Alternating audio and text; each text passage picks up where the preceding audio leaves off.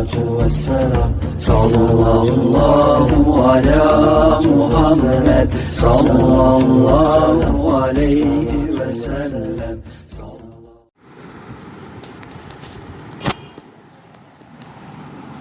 بسم اللہ الرحمن الرحیم. اللہم صلی علی سیدنا و مولانا محمد وعلی آل سیدنا و مولانا محمد وبارک وسلم علیہ. حضرت شیخ و تفسیر امام الاولیاء حضرت احمد لاہوری سے رحمۃ اللہ علیہ کے مواعظات کا سلسلہ جاری ہے. الحمدللہ و شکر للہ. کل کا بعد مبارک شروع ہے. یہ واز مبارک ہوا 1 شعبان 1375 ہجری بمطابق 15 مارچ 1956 عیسوی کو. اس کا عنوان ہے تزکیہ نفس کا درجہ کمال. یہ کل شروع کیا تھا لیکن ادھورا ہوا تھا.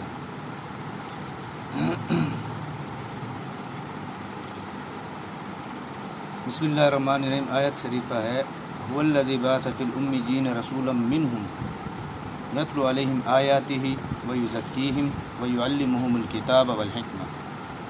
اس کا ترجمہ ہے اللہ تعالیٰ وہ ہے جس نے ان پڑھوں میں انہی میں سے رسول بھیجا جو ان کو اس کی یعنی اللہ کی آیتیں پڑھ کر سناتا ہے اور ان کو پاک کرتا ہے اور ان کو کتاب اور دانشمندی کی تعلیم دیتا ہے.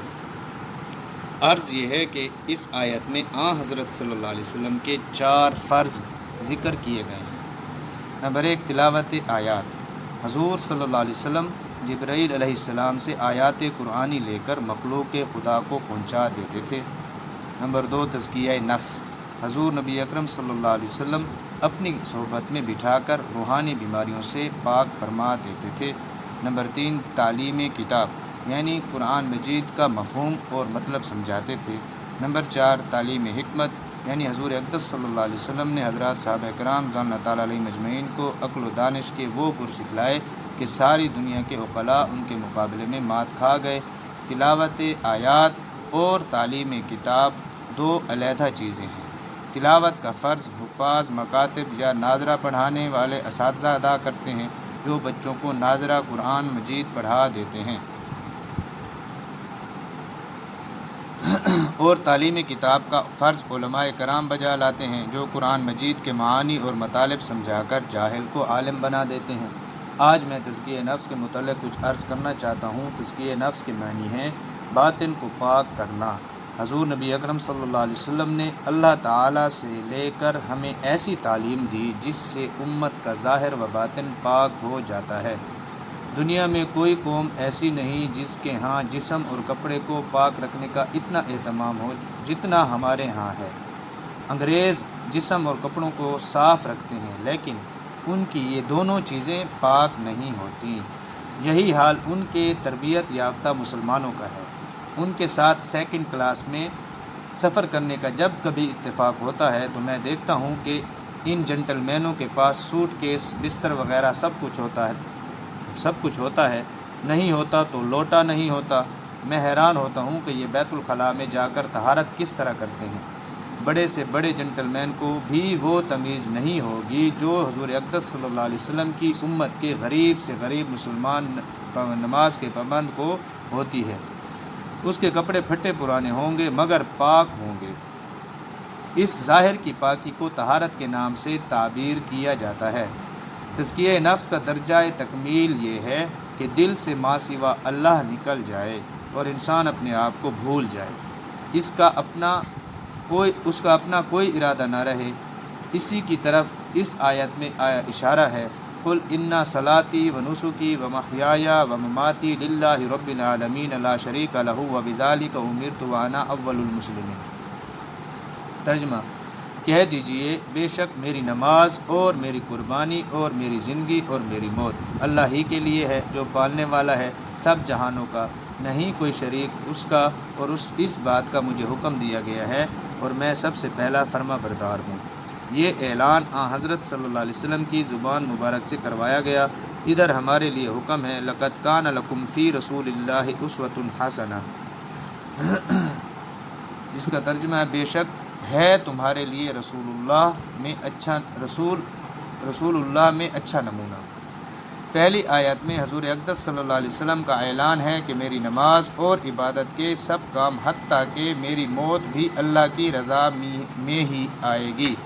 اللہ تعالی ہم کو بھی حضور اقدس صلی اللہ علیہ وسلم کا نمونہ اختیار کرنے کی توفیق عطا فرمائے، تاکہ ہماری بھی زندگی اور موت اللہ کے لیے ہو جائے، نہ کہ اولاد کے لیے، بیوی اور والدین کے لیے۔ آمین یا الہ العالمین۔ اپنی ہستی اور ما سوا اللہ سب کی نفی ہو جائے، یہی تزکیہ نفس کا درجہ تکمیل ہے۔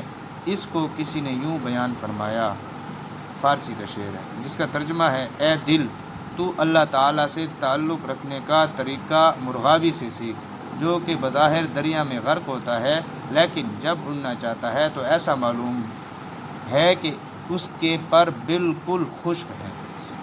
یہ نظارہ حاجی صاحبان نے سمندر کے سفر میں کیا ہوگا۔ پرندے سمندر میں بیٹھے رہتے ہیں، جب موج آتی ہے تو ایسا معلوم ہوتا ہے کہ وہ غرق ہو گئے۔ بعض اوقات کئی موجیں ان کے اوپر سے گزر جاتی ہیں، لیکن وہ اسی طرح بیٹھے رہتے ہیں۔ جب اڑنا چاہتے ہیں تو ان موجوں کا ان کے پروں پر کوئی اثر نہیں ہوتا۔ مسلمان کو بھی اسی طرح دنیا میں زندگی بسر کرنے کا حکم ہے۔ وہ سب میں رہے، ہر ایک کے ساتھ اخلاق سے پیش آئے، کسی سے لڑائی جھگڑا نہ کرے، لیکن دل فقط اللہ تعالیٰ کے ساتھ وابستہ ہو۔ مسلمان سب سے پہلے اللہ تعالیٰ کا ہے، پھر جس کے ساتھ وہ حسن سلوک کی اجازت دے اس سے حسن سلوک کرے، کہ اللہ کا حکم ہے وَعَاشِرُوهُنَّ بِالْمَعْرُوفِ۔ ترجمہ: ان کے ساتھ دستور کے مطابق زندگی بسر کرو، اور حضور اقدس صلی اللہ علیہ وسلم کا فرمان ہے: خیرکم خیرکم لأہلہ۔ تم میں بھلا آدمی وہ ہے جو اپنے اہل و عیال سے بھلائی کرتا ہے۔ اصل میں رضائے مولا مطلوب ہے۔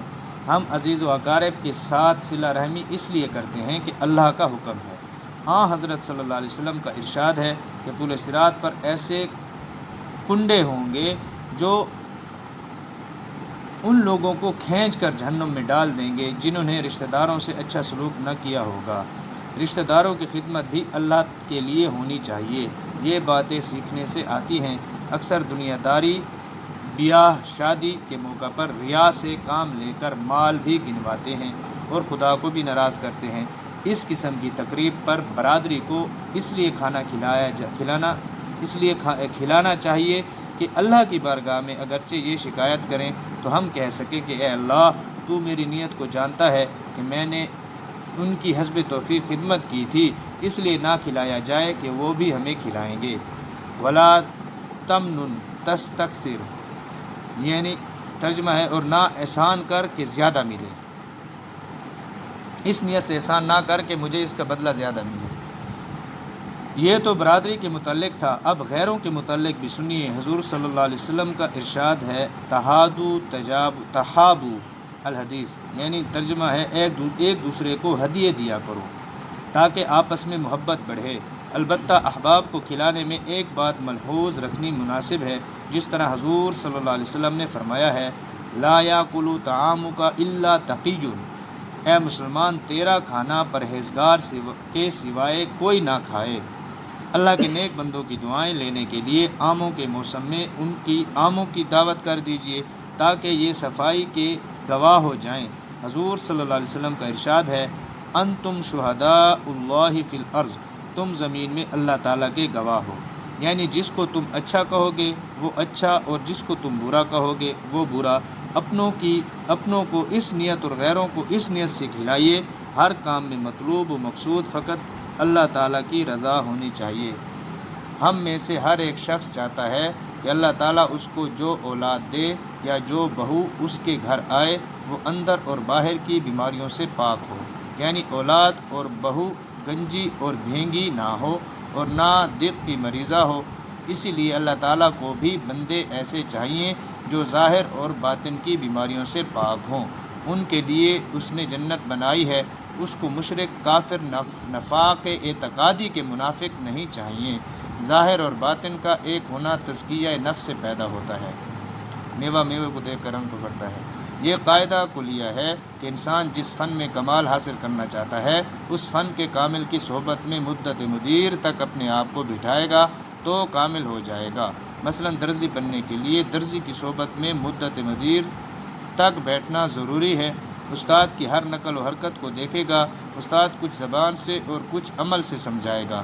آہستہ آہستہ یہ بھی کامل ہو جائے گا۔ اسی طرح اگر تزکیہ نفس چاہے تو اس فن کے کاملین کو تلاش کرنی پڑے گا۔ کامل نایاب نہیں، کامیاب ضرور ہیں۔ وہ اللہ نے بیج کے طور پر رکھے ہوئے ہیں، وہ عام نہیں ملتے اور نہ ان کی بہتات ہے۔ اگر کامل مل جائے تو اس کے ساتھ عقیدت، ادب اور اطاعت ہوگی تو فیض حاصل ہوگا، ورنہ کچھ نہیں۔ ان گناہگار آنکھوں نے اہل اللہ کی صحبت میں ایسے 24 گھنٹے بےدام کے غلام دیکھے ہیں جو عقیدت، ادب اور اطاعت کے نہ ہونے کے باعث محروم رہے۔ بےدام کے غلام کیا؟ کوئی ان کو قیمت، معاوضہ، خدمت کا نہیں دیا جائے، انہوں نے کوئی مقرر نہیں کیا تھا، ٹھیک ہے۔ لیکن ان تینوں میں سے کسی ایک میں یا تینوں میں سے ان کے اندر نقص تھا، کمی تھی، عقیدت پوری نہیں تھی، ادب کو ملحوظ خاطر نہیں رکھتے تھے صحبت میں، اور تیسری اطاعت میں کمی کرتے تھے، ٹھیک ہے نا۔ تو حضرت فرماتے ہیں کہ 24 گھنٹے شیخ کی صحبت میں رہ کر بےدام، بےلوث یعنی کہ ظاہراً بےلوث خدمت کرتے تھے، لیکن ان تین چیزوں کا خیال وہ نہیں کرتے تھے۔ تو شیخ کامل کے دل میں اطاعت کے نہ ہونے کے باعث محروم رہے۔ شیخ کامل کے دل میں ملال آیا تو طالب کا ستیہ ناس ہو جاتا ہے۔ کامل کی ذاتی غرض کوئی نہیں ہوتی، وہ جو فرماتے ہیں اللہ کی رضا کے لیے فرماتے ہیں۔ میرے دادا پیر رحمۃ اللہ علیہ کے ہاں ایک بزرگ آیا کرتے تھے، ان کو جب ان کے بیٹے کے مرنے کی اطلاع دی گئی تو فرمایا مجھے کیا کہتے ہو، گڑھے میں ڈال دو، یعنی قبر کھود کر میت کو دفن کر دو۔ یہ ہے فنا فی اللہ فی درجہ تکمیل۔ ایک دوسرے بزرگ کا واقعہ ہے کہ باہر ان کے بیٹے کی شادی کی خوشیاں منائی جا رہی تھیں، وہ خلاف معمول بار بار اندر تشریف لے جاتے تھے۔ کسی بے تکلف خادم کے دریافت کرنے پر فرمایا کہ جس بیٹے کی شادی کی خوشیاں ہو رہی ہیں مجھے اس کی موت کی اطلاع مل چکی ہے، اندر اس کا کفن سینے کے لیے بار بار جاتا ہوں۔ یہ ہے اللہ کی رضا میں فنا ہونے کی مثال تام، مکمل مثال۔ تام کا مطلب کیا؟ اس طرح ہوتا ہے نا۔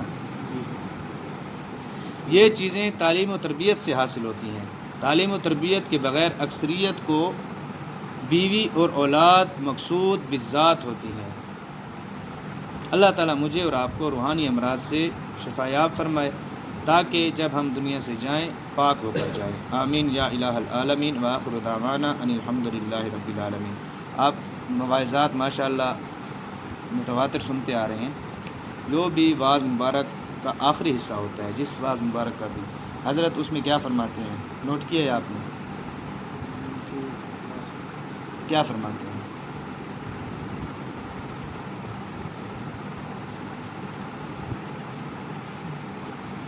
متواتر سنتے آ رہے ہیں نا مواعظات، آخر میں حضرت کیا فرماتے ہیں؟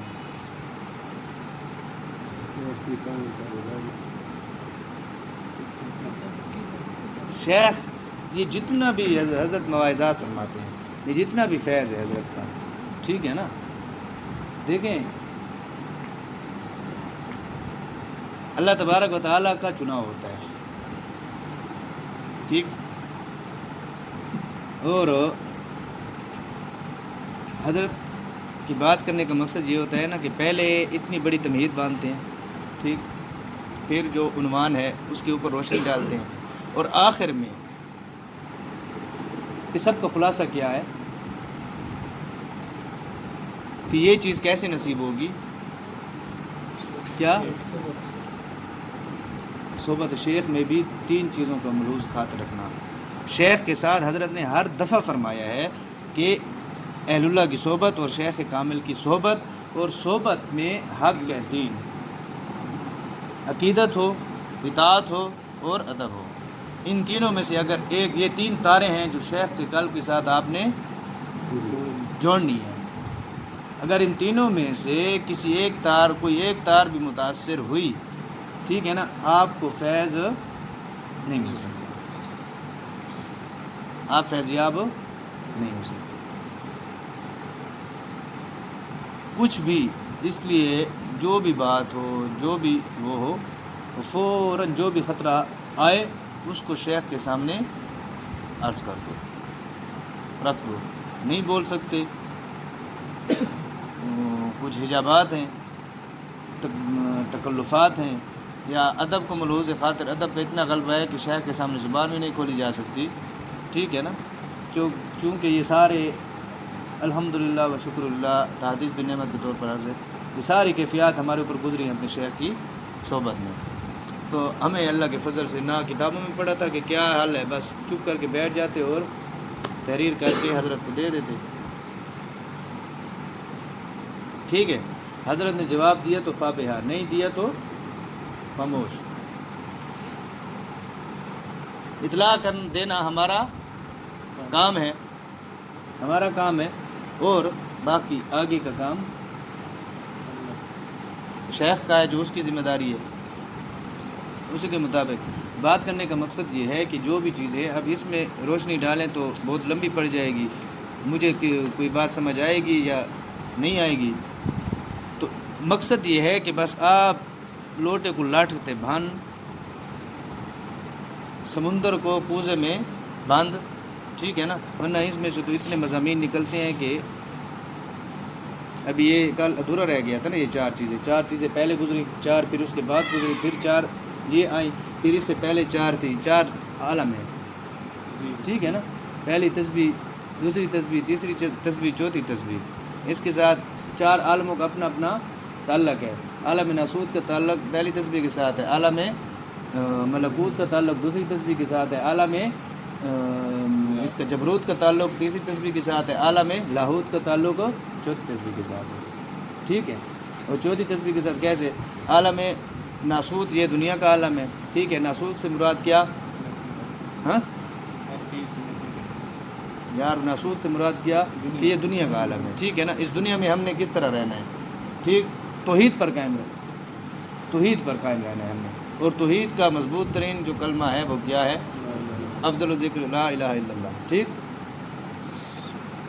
اس کا تعلق ادھر ہے، اور پھر ادھر، پھر وہ چار چیزیں کون سی؟ شریعت، طریقت، معرفت، محبت، حقیقت۔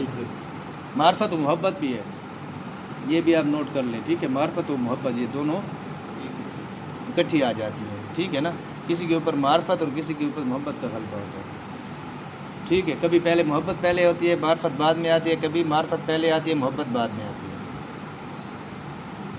ٹھیک ہے نا، محبت و معرفت۔ چوتھے نمبر پر حقیقت ہے، ٹھیک ہے، جو حقیقت کو پا لیتا ہے وہ بالکل نارمل ہو جاتا ہے، بالکل نارمل ہو جاتا ہے۔ میں آپ کو مثال دیتا ہوں، حضرات صحابہ کرام صلی اللہ تعالیٰ علیہ مجمعین، سرکار دو جہاں صلی اللہ علیہ وسلم کی صحبت مبارک میں کتنا عرصہ ان کی صحبت ہی سے صحابی سے ہی صحبت سے صحابی، ٹھیک، رضی اللہ تعالیٰ علیہ مجمعین۔ تو جو کیفیات حضرات اولیاء کرام جو ہمارے بزرگان دین اور ان کے مریدین سالکین یا دوسرے سالکین، ٹھیک ہے نا، تزکیہ کے لیے، تو ان میں سے کسی ایک کیفیت یا کچھ ایسی بات یا کرامات کا ظہور حضرات صحابہ کرام کے مقابلے میں ان پر زیادہ ہوا ہے۔ حضرات صحابہ کرام میں کوئی ایک بھی آپ موجود نہیں دیکھیں گے، گزرا ہے کوئی؟ کیوں؟ سارے کے سارے حقیقت کو پا چکے تھے، ٹھیک ہے نا۔ حضرات صحابہ کرام میں کسی کو آپ نے بعض ایسے تھے جن کے اوپر سرکار دو جہاں صلی اللہ علیہ وسلم کی عشق کا اتنا زیادہ غلبہ ہوا کہ وہ کچھ یعنی کہ عشق میں وہ بھی ہمارے لیے ہی سبق تھا، کیونکہ حضرات صحابہ کرام سے جو بھی کام ہوا وہ دین کی تکمیل کا حصہ بنا ہے، کہ کسی نے سرکار دو جہاں صلی اللہ علیہ وسلم کا خون مبارک پی لیا جا کے، وہ جو حجامے کا تھا، جونک جو لگوائے سرکار دو جہاں صلی اللہ علیہ وسلم نے پچنے، تو وہ خون مبارک جو ہے نکلا سرکار صلی اللہ علیہ وسلم کا، تو وہ دور ڈالنے کا حکم دیا، تو انہوں نے کہا کہ کیسے میں ڈالوں، پی گئے، ٹھیک ہے نا۔ اسی طرح ایک صحابی رضی اللہ تعالیٰ عنہ تھے، وہ اب ان کے بال گھنگریالے تھے، ان کی مانگ نہیں نکلتی تھی. وہ سرکار سے ایک روایت کے مطابق سرکار دو جہاں صلی اللہ علیہ وسلم کی متعلق یہ آتا ہے، دو روایتیں آتی ہیں کہ ایک روایت میں ہے کہ سرکار صلی اللہ علیہ وسلم خود مانگ نکالتے تھے، سیندھ کیا وہ ساتھ ہیں، یا نکالتے نہیں تھے، خود بخود نکل آتی تھی، بالوں کو اوپر صرف کرتے تھے اور اس درمیان سے مانگ نکل آتی تھی. یہ دونوں معتبر روایات ہیں، دونوں ثابت ہیں. ٹھیک ہے نا. تو اب وہ صحابی رضی اللہ تعالیٰ عنہ تھے، وہ سرکار صلی اللہ علیہ وسلم کے عشق میں ہر ایک ادا سرکار صلی اللہ علیہ وسلم کی اپنانا چاہتے تھے. اب حلیہ بھی سرکار صلی اللہ علیہ وسلم کو اپنانا چاہتے تھے. سرکار صلی اللہ علیہ وسلم کو دیکھ کر کے ان کی مانگ نکلتی ہے. اب یہ لگے رہتے تھے، بال ان کے سخت اور گھنگریالے تھے، مانگ نہیں نکلتی تھی. تو وہ کیا آخر عشق کی جذبہ میں اتنا ان کا غلبہ ہوا عشق کا کہ وہ گرم سلاخ کی انہوں نے ادھر پھیر دی. انہوں نے کہا اب تو مستقل مانگ نکل آئی ہے نا. تو بال بھی سڑ گئے اور چمڑا بھی جل گیا. تو وہ مشابہت ہو گئی. وہ کہتے مشابہت چاہتے تھے. وہ اس میں اتنا ان کے اوپر غلبہ ہوا کہ وہ اس طرح انہوں نے کہ سرکار صلی اللہ علیہ وسلم میری اپنے حبیب محبوب خدا صلی اللہ علیہ وسلم سے وہ ہو جائے، مشابہت ہو جائے حلیے میں. ٹھیک ہے نا. تو یہ بھی ہمارے لیے سبق ہے. اگر کوئی اس طرح اپنے عشق کے غلبہ میں اس قدر جا سکتا ہے جائے تو وہ اس کے لیے صرف اس تک اس کی کیفیت ایسی ہے. بات یہ ہو رہی تھی کہ حقیقت کو سارے حضرات پا چکے تھے. ٹھیک ہے نا. کیونکہ سرکار دو جہاں صلی اللہ علیہ وسلم کی نظر پہلی نظر کامل نظر تھی. پہلی نظر جیسے پڑی ان کا تزکیہ ہوا. ٹھیک. پھر اس کے بعد ان کی مزید تربیت ہوتی گئی. پھر ان کے بعد ان کی مزید تربیت ہوتی گئی. وہ ان کو نماز کا حکم اس وقت تک نہیں آیا جب تک وہ اس نماز کی کیفیت جو ہونی چاہیے ایک مومن مسلمان کی، اور ایک سرکار دو جہاں خاتم النبیین اللہ کے بعد بزرگ تو ہی قصہ مختصر. ٹھیک. اس کی امتی اور اس کے صحابی کو جس کیفیت والی نماز پڑھنی چاہیے، ٹھیک ہے نا، اس کیفیت کے حصول صحبت سرکار صلی اللہ علیہ وسلم سے جب تک ان کو نہیں ہو گیا نا کہ وہ کس طرح ان کو نماز کی ادائیگی کرنی چاہیے، اس وقت تک نماز کا حکم نہیں آیا. کیونکہ یہ ہمارے راہبر ہیں، یہ معیار حق انہوں نے بننا تھا. اس لیے کلمہ پہلے وہ تو ہو گیا، توحید پہلے سکھائی نا. پھر اس کے بعد جب وہ پکے ہو گئے، توحید تزکیہ نا، پھر اس کے بعد جب وہ اللہ نے ان کو اس پر پکا کر دیا تو کتنا عرصہ بھی لگا. معراج شریف پر گئے نا سرکار صلی اللہ علیہ وسلم، وہاں سے نماز کا تحفہ ملا نا. تو کتنا عرصہ ہے بعثت اور معراج شریف کی سفر میں درمیان؟ سالوں آ جاتے ہیں نا. 5 یا 6 سال کا وقفہ ہے غالباً. اس 5-6 سال کے وقفہ میں کوئی دوسرا فرض جو وہ نازل نہیں ہوا.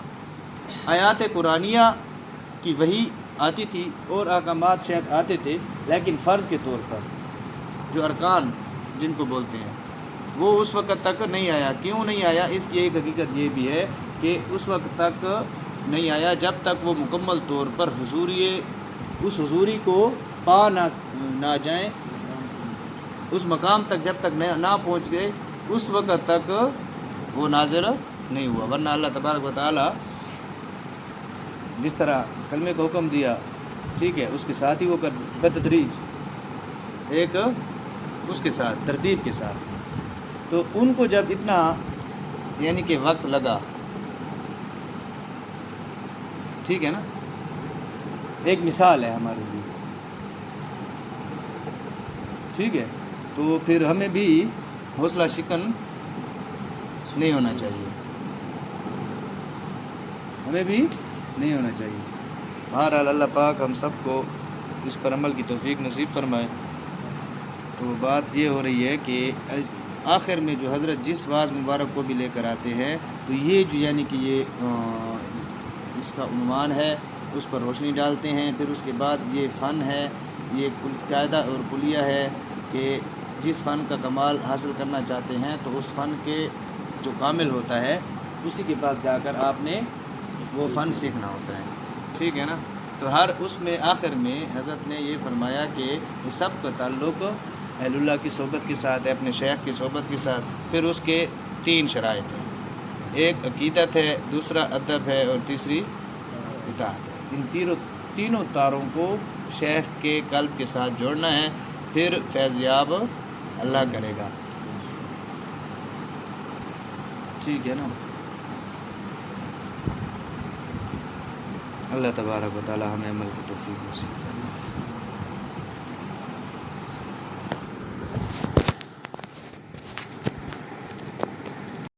والسلام صلى الله على محمد صلى الله عليه